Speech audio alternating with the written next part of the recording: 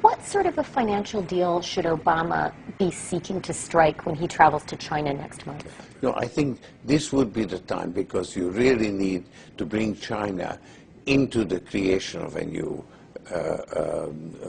world order, financial world order. They are kind of reluctant members of the IMF. They play along, but they don't make much of a contribution because it's not their institution. Their share is not commensurate. Their voting rights are not commensurate to their weight. So I think you need a new world order that China has to be part of the process of creating it, and they have to buy in. They have to own it the same way as, let's say, the United States owns the Washington Consensus, the current order. And I think this would be a more stable one, where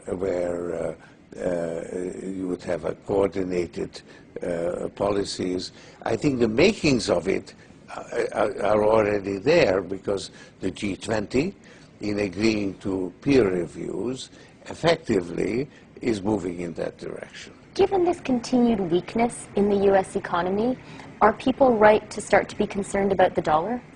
Well, they are, of course, and the dollar is a very weak currency, except for all the others. So there is a general sort of lack of confidence in currencies, and a move away from currencies into real assets. The Chinese are continuing to run a big trade surplus, and they're still accumulating assets, and basically the renminbi is permanently undervalued because it's tied to the dollar. There is a diversification from assets that normally held by central banks into other assets, especially in the area of commodities. So there is a push in gold, there's a strength in oil, and that is in a way a flight from currencies. Is there going to be sort of a tipping point, a moment at which the dollar is fatally weakened, or does it just sort of carry on? Well, it's difficult. As long as as long as the renminbi is tied to the dollar, I don't see how the decline in the dollar can go too far. Now, of course, to some extent, it's very helpful, because with the U.S.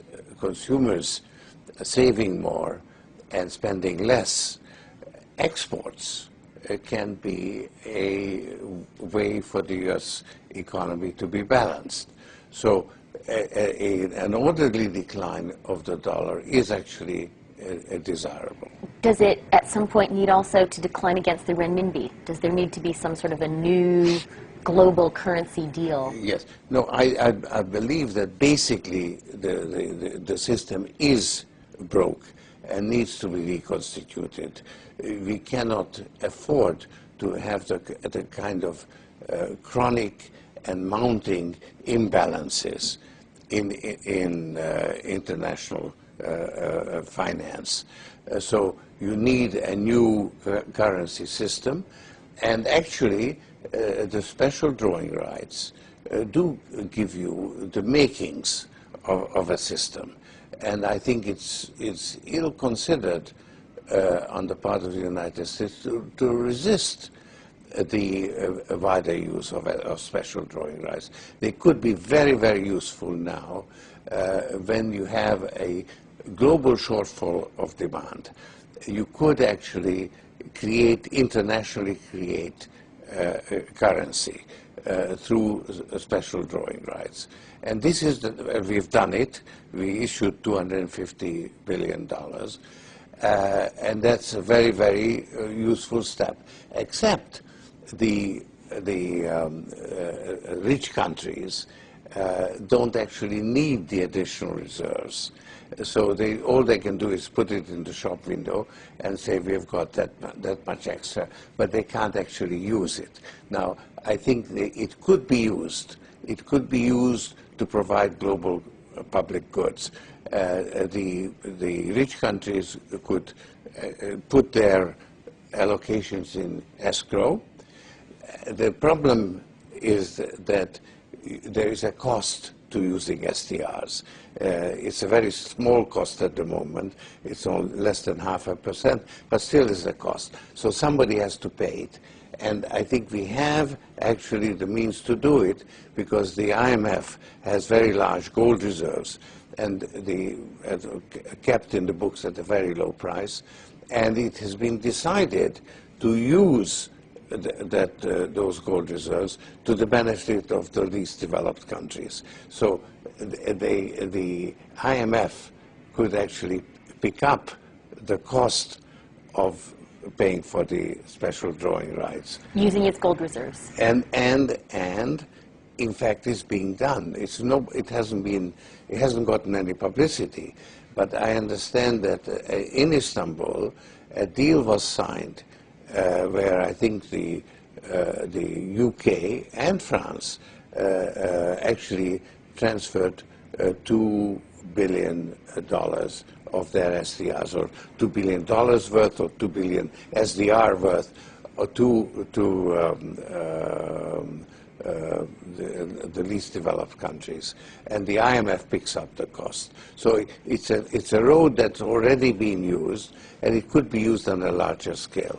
And what about the American concern that aiding and abetting this move away from the dollar as the world's reserve currency ultimately means a weakening of the U.S. economy? It is not necessarily in our interest to have the dollar as the sole world currency, because as the world economy grows, it needs additional currency. And if the dollar is that additional currency, it means that the U.S. has to have a chronic current account deficit. And that is not appropriate.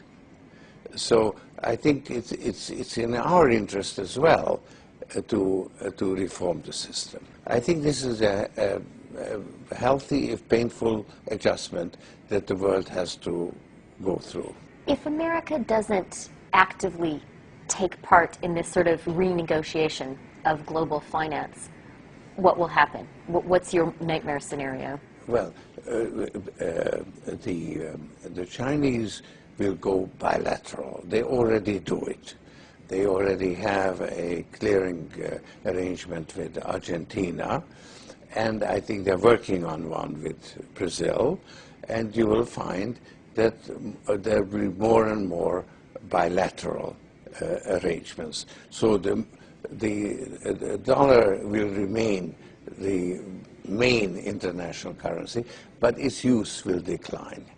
So I think that a world of bilateral relations is less desirable than a continuation of a multilateral system. But the system we have now has actually broken down, only we haven't quite recognized it. And so you need to create a new one. And this is the time to do it. In the United States, how worried are you about the budget deficit and maybe about the possibility of inflation? Well, certainly a decline in the value of the dollar is necessary in order to compensate for the fact that the U.S. economy will remain rather weak, will be a drag on the global economy. China will emerge as the motor replacing the U.S. consumer. And of course it's a smaller motor because the Chinese economy is much smaller. So the world economy will have less of a motor. So it will move forward slower than it has in the last 25 years. But China will be the engine driving it forward, and the U.S.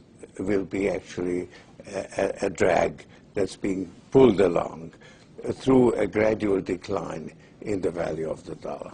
So there would be a slow decline in the value of the dollar, a managed decline. And that would be the adjustment that it needs to be accomplished. Now, it could actually get out of hand. And certainly the fear of inflation will precede inflation itself.